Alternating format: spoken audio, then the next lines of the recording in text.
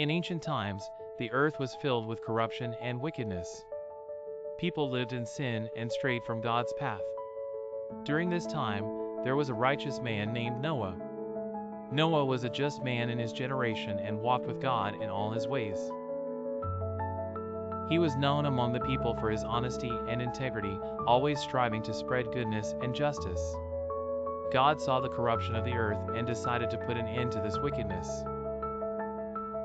He revealed to Noah, saying, "The end of all flesh has come before me, for the earth is filled with violence through them, and behold, I will destroy them with the earth." Genesis 6 verse 13. God commanded Noah to build a large ark, a massive ship, to save himself, his family, and some animals from the flood that would cover the earth. This command was surprising to Noah, but he did not hesitate to obey God. Noah began building the ark as God had commanded. The ark was enormous, measuring 300 cubits in length, 50 cubits in width, and 30 cubits in height. The construction took many years, and during this time, Noah warned the people of the coming flood and called them to repentance, but they did not listen and mocked him. They saw him working hard and building a massive ship in the middle of dry land, thinking he was crazy. When Noah finished building the ark, God commanded him to bring pairs of every kind of animal into the ark, along with his family. Then, God closed the door of the ark, and the flood began. It rained for 40 days and 40 nights, and the waters covered the entire earth, even the highest mountains.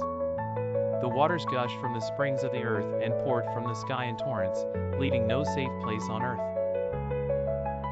After 150 days, the waters began to recede, and the ark came to rest on Mount Ararat.